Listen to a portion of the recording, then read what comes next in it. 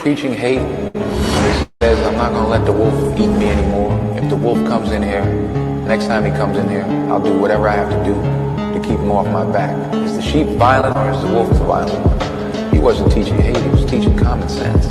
You know, somebody's knocking you over the head, stop them. Do whatever you have to do to stop them. You know, the ones that were knocking him over the head were afraid of the fact that he might swing back. So they said, no, he's teaching hate, he's violent. Now, to kick this thing off, right, we have a certain situation that happened in the beginning. You know, being introduced. How long were you a part of Straightway? 2012, I started paying attention. I think if Elder Rufus was PEB was ordained an elder, I think it was like 2013. That's roughly would be around in there, somewhere around in there. So I paid attention for about a year, maybe a little longer.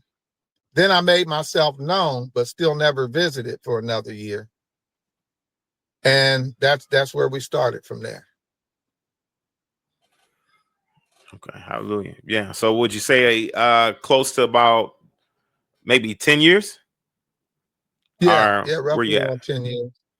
10 years. Okay, we can leave it there, 10 years. All right. And so around the time, right? This is where polygyny was on the cuffs, right? Still being deliberated about, not necessarily being fully pushed or introduced to the community or to the congregation, but just kind of in the background, just kind of background noise, just chatter, just conversation. Is that around the right? Am I on the right track? Well, yeah. And when polygyny came about, what I experienced, I can't talk about everybody's experience. What I experienced was a congregation. There was a congregation of people that lived in the Nashville area, and it was quite a few of them. I think it was more than 50. Might have been close to it. It was a lot. They all left when the discussion about polygyny became a regular discussion, I would say. And at that time, Charles made it known that he was not interested in taking another wife. He just wanted to know the truth about our ancestors. And he wanted to know the biblical truth about biblical marriage. And somewhere in there, he started calling it biblical marriage after those people had left, is what I remember. Okay. If that answers was the after question. they left. So he kind of. Yes, sir. That does. That answers the question. So it was being introduced to the congregation. He wasn't receiving it as his own truth with his own family, as something that he was willing to participate in, just to kind of explore a bit. Now, what I want to do is deep dive into a bit of history about that itself. Now, I have reasons to understand that he wanted to introduce polygyny for the simple fact that he had sexual immoralities, that he was actually working and playing the field, that he had multiple different partners over that span of time before he even truly accepted polygyny as his practice or form of practice, before he took on another wife. This would be considered to be fornication. Would I be pretty on point? Would I be pretty on the right track? Yes, because we can look back now and say that's true. We are able to look back and say that is true. Yes, sir. Absolutely. So now I want to go before polygyny, and we want to ask this in regards to a question. Now, what does it reveal about the leadership in regards to this individual called Misty, right? I want to start with her. Because Misty, Misty. You're talking about Sister Misty. Sorry to interrupt. Yes, sir. Yes, okay, sir. Sister Misty. Yeah, and what I'm hearing quite a few reports about Misty in regards to who she is. She is the sister of Sister Ashley. She was on the land, and quite a few men had taken a liking to her, including Dowell, and Dowell was one of them. Now, he actually was doing some things behind the scenes in regards to Misty, sharing inappropriate photos with her, right? And so this is some of the things that, of course, has already been reported on. Now, what does it reveal about the leadership, right? The leadership, what does it reveal about the character of the leadership? Now, and when he preaches righteousness while secretly engaging in behaviors like this, right? What does that mean? Like inappropriate photos that's being sent over to Misty. Can you speak a little bit more about the situation between Misty and Dowell? Well, people, I want people to understand, because we in the world, but we're not underworld. Mm-hmm. We're not of the world. So I'm in the world, so I can recognize an attractive woman when I see one. And Sister Misty is an attractive woman, and she's going to get a lot of attention. I know that because we in the world. Let's let that be known.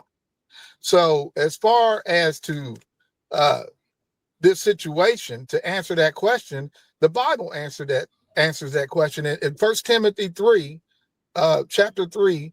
It tells us that a pastor should be blameless. So if you're sending out dick pics, it need to be investigated. Everybody knows it now. Hundreds of people, I mean, a lot of people know it. Everybody knows it, knows it's true. I mean, what do we do? I was asking my wife, what do we do? Do we show Carol the pictures and say, do you recognize this penis? No, we just look at the phone number on Misty's phone, and then it need to be dealt with by the leadership. But basically, there it is right there, the Bible. We got an answer right there in the Bible. Preacher should be blameless. If he's at blame, then it need to be dealt with. Absolutely. Absolutely. So now, in saying this, right, because this is definitely something that I've gotten wind of that he apparently enjoys to do. This is something that is his pastime when it comes to other women. My thing is this, right? How does a congregation, right? How does a congregation reconcile spiritually, spiritual authority with hidden sins like sexual immoralities like this? How are you be able to reconcile the spiritual authority when you're under so much of this sin, the hidden sin in the background?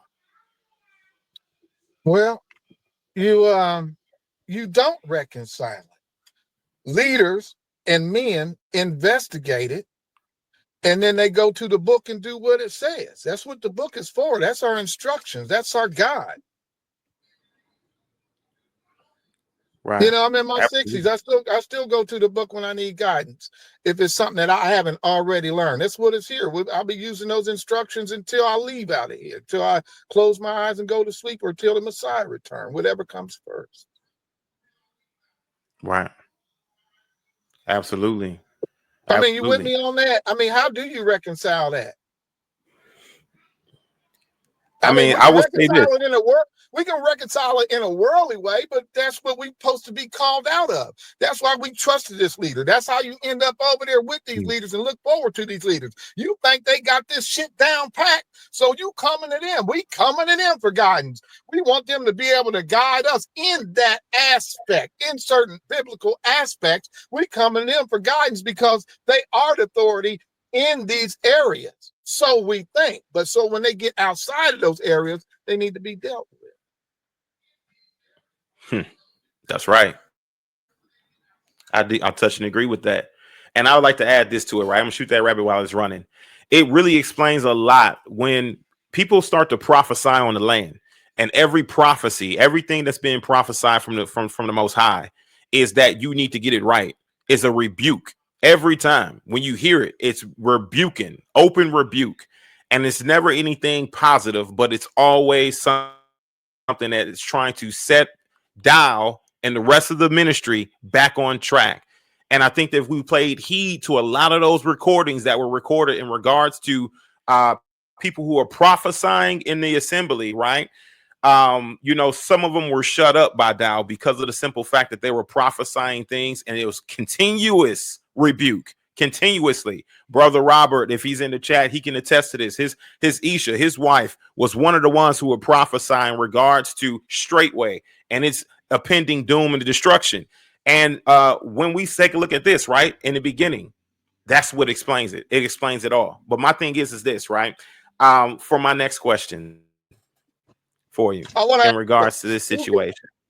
Let me add Yes, this. sir. You can look at the fruit of Deidre and Robert. You can look, us that know them now, been knowing them for a while. You can look back, and there is no doubt that she was being used by the Most High. And now that we've seen what's transpired, there is no doubt that that was prophecy.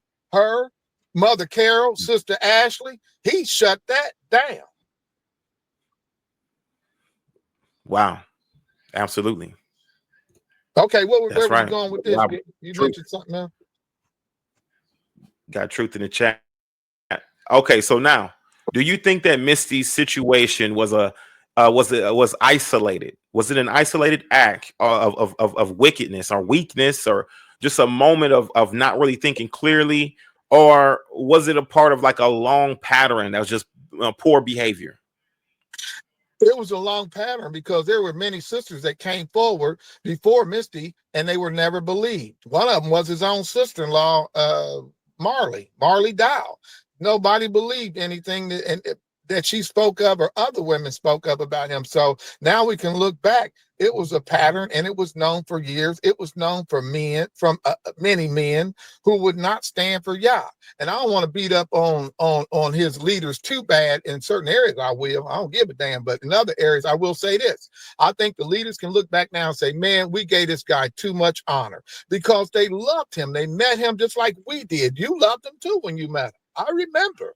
We loved this Right. man and we trusted this man, and he breached our trust and he trampled on our love, and he did the same thing to them leaders. I think they should have took it personally, because PEB taking it real personal now. Wow. Absolutely. Yeah, they all should take it real personally and get a fire about them, a zeal about them, because this is uncalled for. And honestly, there's no reason why you should be having these accusations levied against you.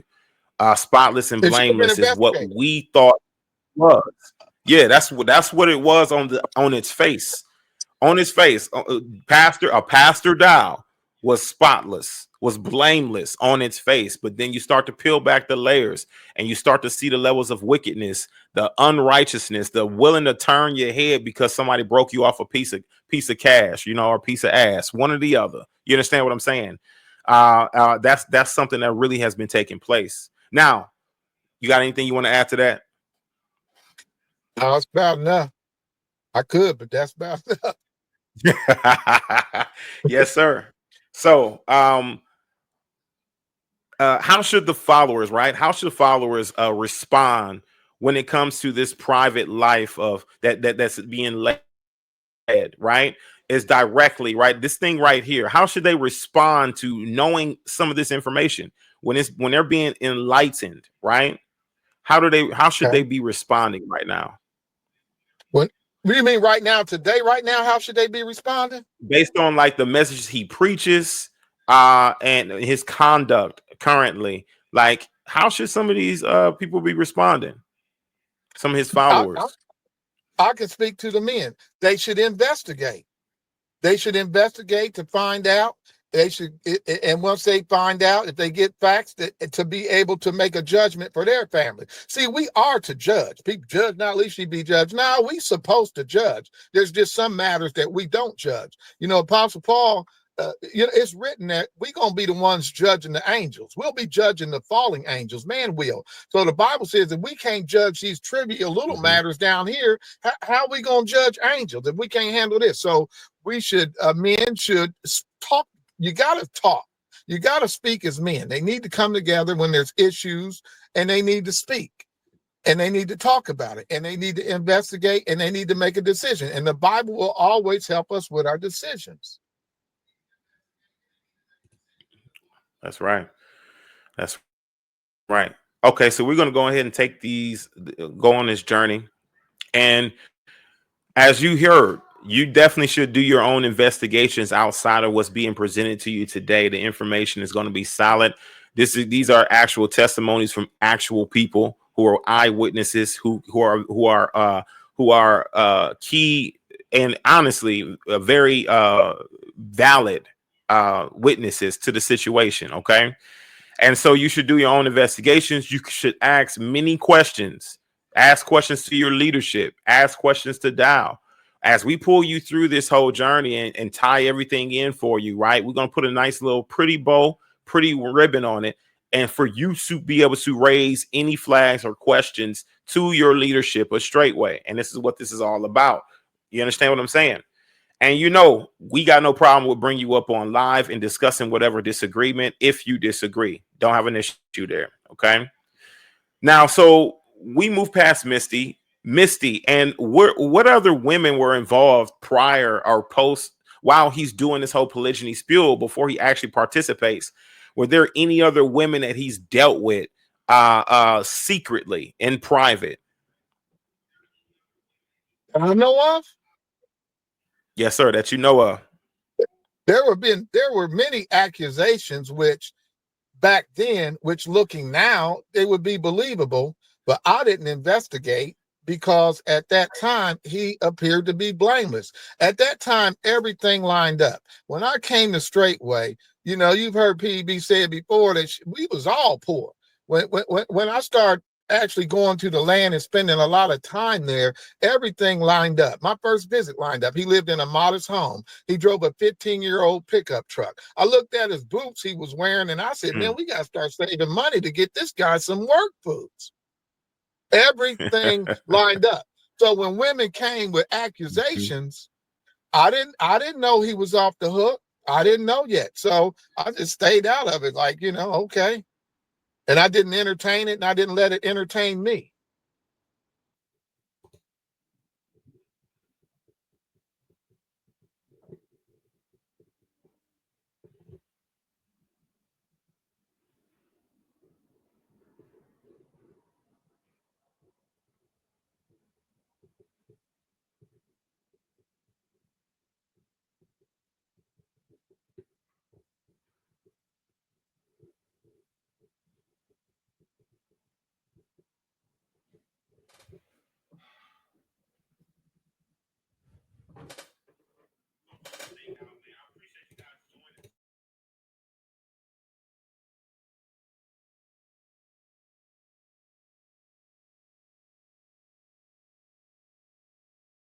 Washing through my face today. When I move, I find my way back home. No more feeling lost and all alone. Mon job, Maureen. Abanuje, me too long. Allow me too late.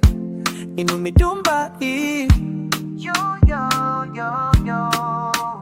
Now my spirit's rising with the beat, finding freedom as my heart breaks free.